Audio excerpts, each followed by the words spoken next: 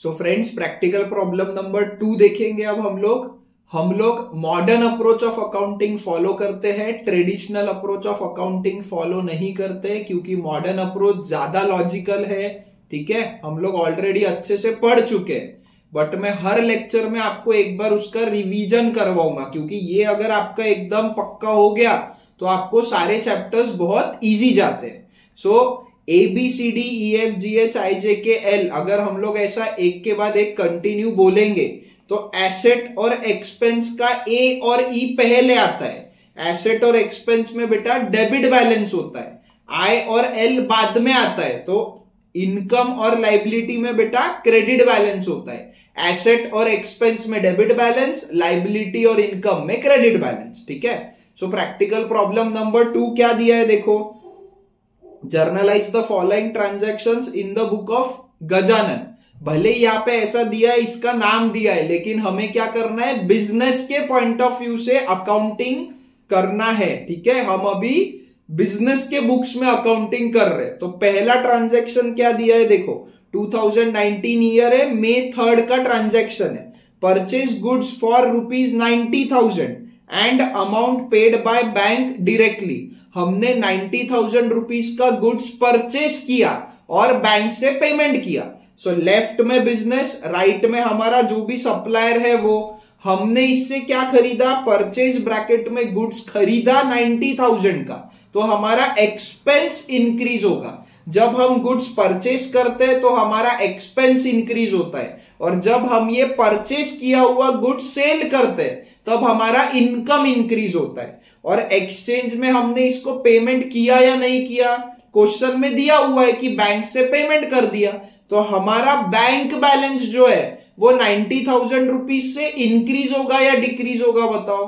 90,000 rupees से हमारे bank से पेमेंट हो रहा है, मतलब हमारा एसेट डिक्रीज हो जाएगा। बैंक में हमारा पैसा डिपॉजिट किया हुआ है, मतलब वो हमारा एसेट है। अभी हमारा बैंक बैलेंस बढ़ रहा है या कम हो रहा है, कम हो रहा है। तो यही आपको लिखना है, लेफ्ट में बिजनेस, राइट में सप्लायर। हमने परचेज ब्रैकेट में गुड्स खरीदा 90,000 का, इसलिए हमारा एक्सपेंस इंक्रीज हुआ, और हमने बैंक से पेमेंट किया 90,000 का। सो बैंक नाम का एसेट हमारा डिक्रीज हो गया।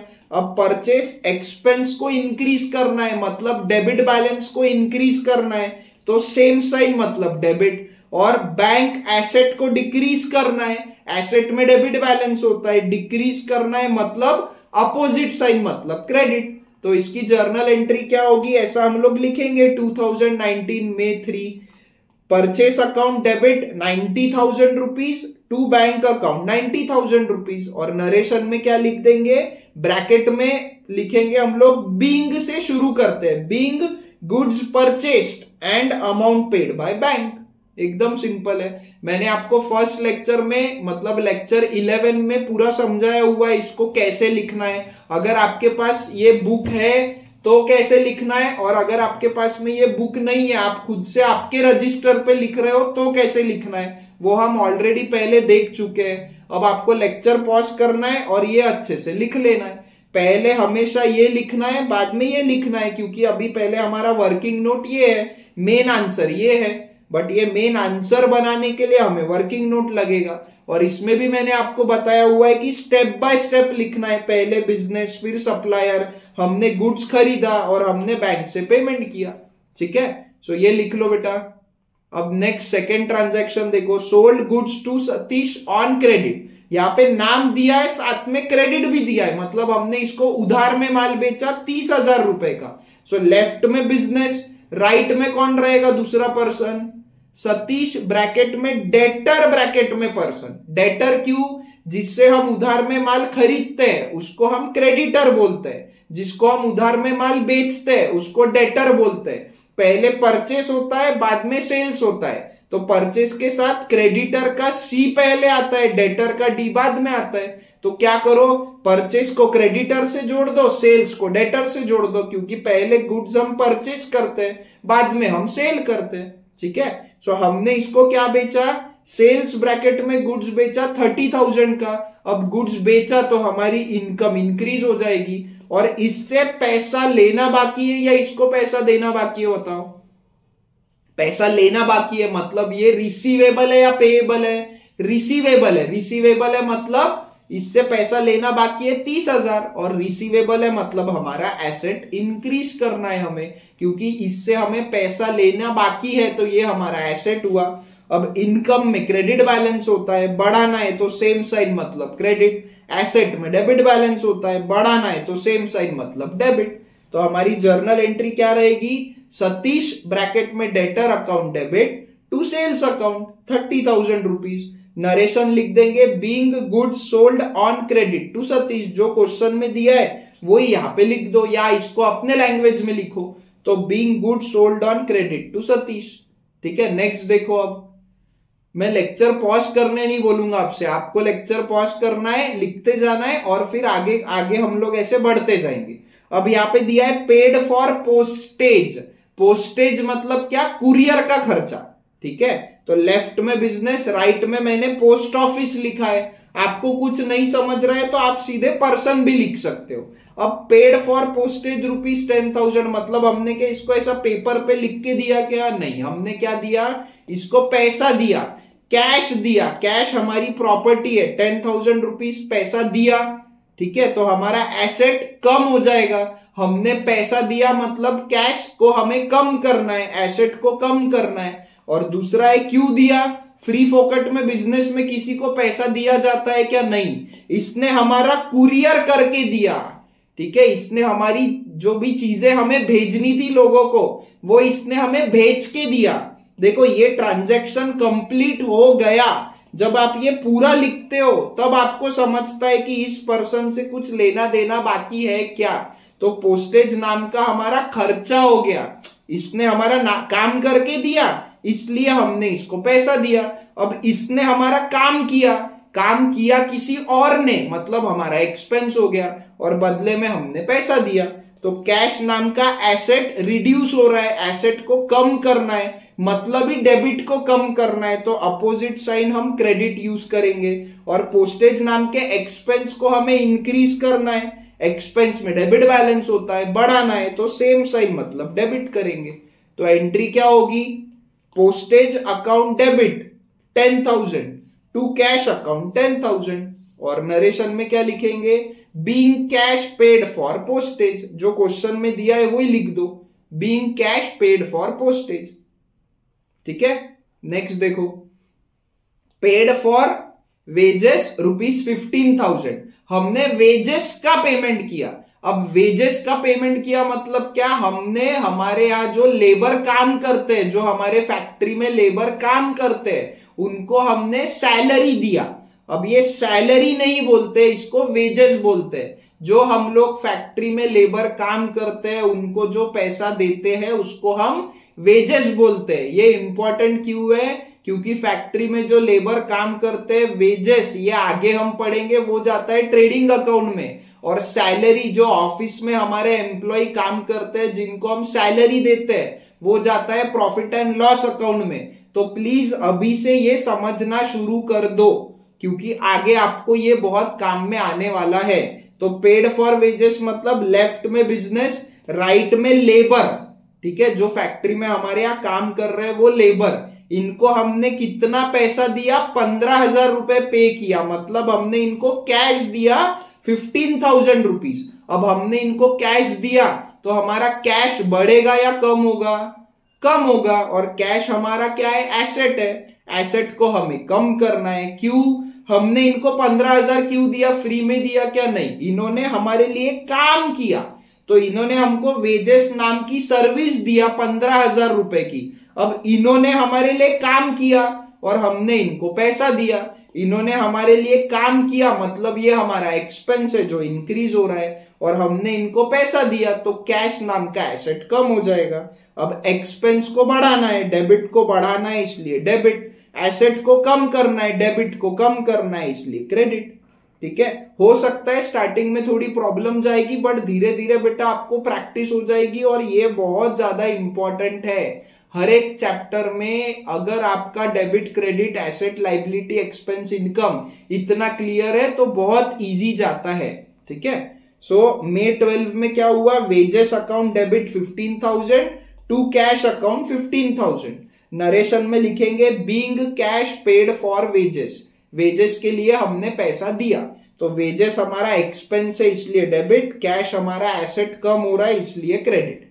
ठीक है, नेक्स्ट देखो, रिसीव्ड चेक ऑफ ₹30,000 फ्रॉम सती, सती नाम की पर्सन से हमें 30,000 रुपए का चेक मिला, मतलब हमारा बैंक बैलेंस इंक्रीज होगा या डिक्रीज होगा, देखते हैं। चलो, लेफ्ट में बिजनेस है, राइट में सती नाम की पर्सन है, इससे हमें रिसीव हुआ या इसको हमने पे किया, रिसीव हुआ, चेक रिसीव हुआ, मतलब हमारा बैंक बैलेंस बढ़ेगा, बैंक हमारा एसेट है, हमारी प्रॉपर्टी है ना, हमारा पैसा वहां पे जमा होता है बैंक में। ठीक है, तो बैंक नाम का एसेट इंक्रीज हो रहा है, और एक्सचेंज में अभी हमने इसको कुछ दिया क्या, सती को यहाँ पे दिया है क्या, ऐसा कुछ नहीं दिया है, मतलब देना बाकी है, देना बाकी है, तो रिसीवेबल हुआ या पेएबल हुआ, पेएबल हुआ, पेएबल हुआ मतलब 30,000 रुपए की लाइबिलिटी हमें इंक्रीज करना है, तो सती के ऊपर लिख देंगे 30,000, लाइबिलिटी इंक्रीज हो रही है। अब एसेट को बढ़ाना है तो हम डेबिट कर देंगे, और लाइबिलिटी को बढ़ाना है तो हम क्रेडिट कर देंगे। ठीक है, सिंपल है एकदम, एसेट में डेबिट बैलेंस होता है, इंक्रीज करना है इसलिए डेबिट, लाइबिलिटी में क्रेडिट बैलेंस होता है, इंक्रीज करना है इसलिए क्रेडिट। तो एंट्री क्या होगी, bank account debit 30,000 to Sati account 30,000, bracket में नरेशन में लिखेंगे being cheque received from Sati. ठीक है, bank account debit to Sati account, क्योंकि बैंक एसेट बढ़ रहा है और सती लाइबिलिटी बढ़ रही है। नेक्स्ट देखो, अभी रिसीव्ड डिविडेंड ₹5,000, हमें डिविडेंड मिला। अब डिविडेंड का मतलब क्या, तो लेफ्ट में बिजनेस, राइट में कंपनी, हमने जो कंपनी में इन्वेस्टमेंट करके रखा है, वो कंपनी ने जो साल भर में प्रॉफिट कमाया वो बहुत सारे शेयर होल्डर्स में डिवाइड किया। ये सारी चीजें मैं आपको ऑलरेडी एक्सप्लेन कर चुका हूं, प्लीज प्रीवियस लेक्चर्स अच्छे से देख लेना अगर नहीं देखे हैं तो। ठीक है, तो रिसीव्ड डिविडेंड मतलब क्या, देखो समझो हमने रिलायंस कंपनी में शेयर्स में इन्वेस्टमेंट करके रखा है, अब वो रिलायंस कंपनी ने प्रॉफिट कमाया तो वो हमको क्या दे रही है, वो जो प्रॉफिट है वो हमको दे रही है, तो मुझे बताओ वो हमें क्या दे रही है, पैसा दे रही है, रिसीव डिविडेंड 5,000। अब मुझे बताओ, अगर हम लोग मुकेश अंबानी की बात करें तो मुकेश अंबानी क्या हर एक शेयर होल्डर के घर में जा जाके कैश देगा क्या किसी को, नहीं, कंपनी क्या करेगी बेटा, सीधे बैंक से ट्रांसफर कर देगी हमारे अकाउंट में। तो यहाँ पे हमेशा बैंक होता है, कैश नहीं होता। जब भी रिसीव डिविडेंड दिया है तो बैंक अकाउंट में हमारे पैसा जमा हो जाता है, तो बैंक नाम का एसेट इंक्रीज करना पड़ेगा 5,000 से। अब ये कंपनी ने हमें फ्री फोकट में दिया क्या पैसा, नहीं, हमने उसको हमारा पैसा इन्वेस्ट करके रखा है कंपनी में, तो ये डिविडेंड नाम का बेनिफिट दिया, मतलब क्या, हमने हमारा पैसा इन्वेस्टमेंट करके रखा है, हमारा पैसा हमने उसको यूज करने दिया है बिजनेस करने के लिए, और इसीलिए उसने जो प्रॉफिट हुआ वो हमको दिया, तो डिविडेंड नाम का इनकम इंक्रीज हो जाएगा। हमने पैसा इन्वेस्ट करके रखा है, उसके बदले में हमको पैसा मिल रहा है, तो एसेट बढ़ रहा है बैंक नाम का, और डिविडेंड नाम की इनकम इंक्रीज हो रही है। तो एसेट को बढ़ाना है, डेबिट को बढ़ाना है, सेम साइन डेबिट, इनकम को बढ़ाना है, क्रेडिट को बढ़ाना है, इसलिए सेम साइन क्रेडिट।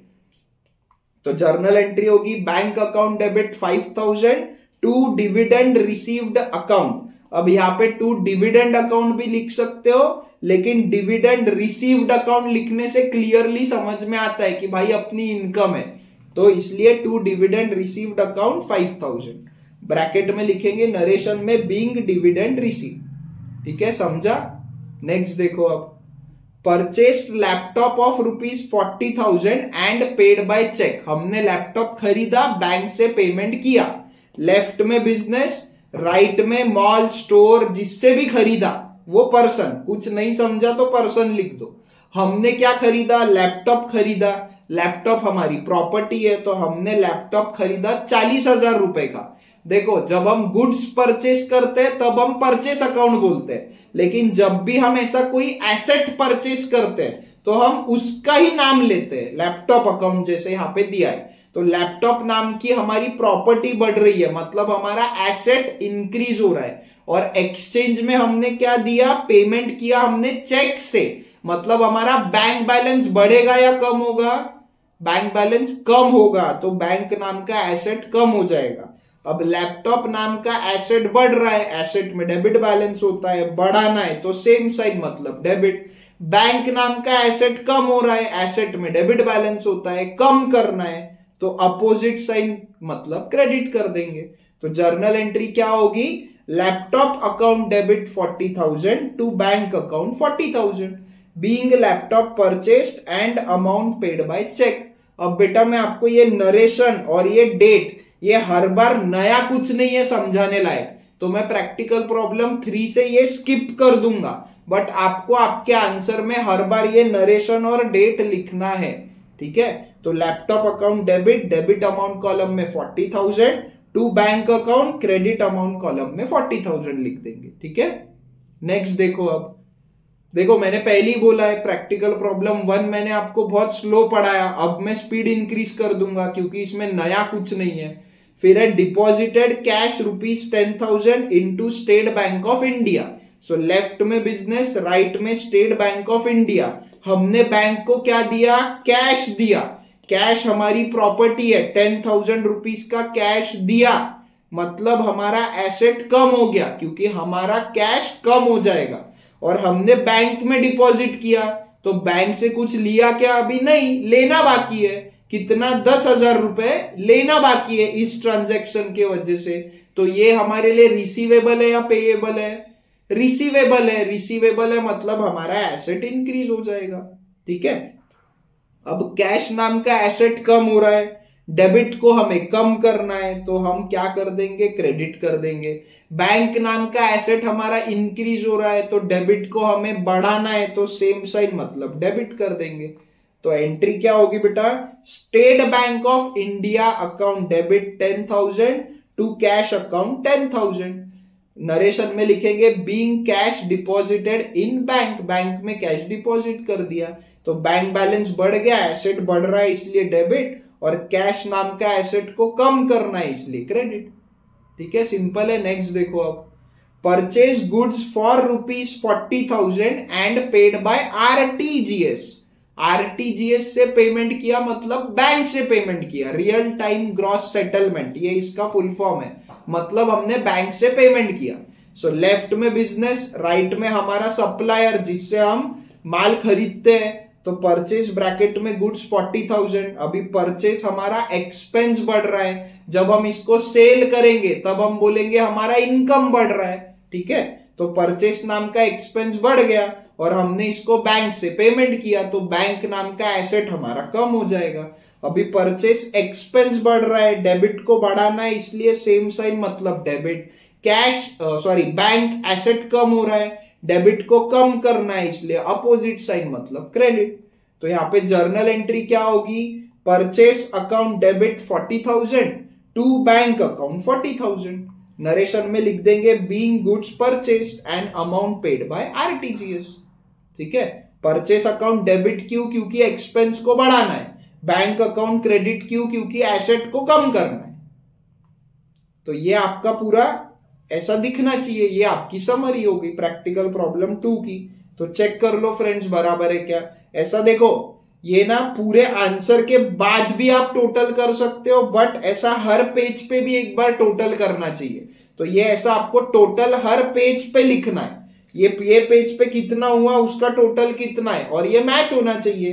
क्यों मैच होना चाहिए ये, क्योंकि जितने अमाउंट से आप डेबिट कर रहे हो उतने ही अमाउंट से आप क्रेडिट भी कर रहे हो, ठीक है। और ये ऐसा 2019 हर बार लिखने की जरूरत नहीं है, बट लिख भी लिया तो कोई प्रॉब्लम नहीं है। तो मैंने हर पेज पे स्टार्टिंग में ऐसा 2019 लिखा हुआ है, आपको लिखना है लिखो, नहीं तो एक पेज पे भी लिखा तो भी सही है। और फिर ऐसा ये डेट लिखते जाओ, उसका सब डेबिट क्रेडिट लिखते जाओ और अमाउंट डेबिट क्रेडिट कॉलम में लिख दो, और ऐसा हर बार टोटल कर दो। ये आप सिर्फ एक बार भी करोगे तो भी सही है, बट मैंने हर पेज पे किया हुआ है तो मुझे हर पेज पे गलत हुआ या सही हुआ समझ में आ जाता है, ठीक है, अब आप प्रैक्टिकल प्रॉब्लम नंबर 3 पहले सॉल्व करो, उसके बाद आप लोग आंसर चेक करो। आप क्या करो, पेंसिल से पहले सॉल्व करके ट्राई करो बराबर आ रहा है कि नहीं आ रहा है, और जहां गड़बड़ होगी तो आपको समझ में आ जाएगा।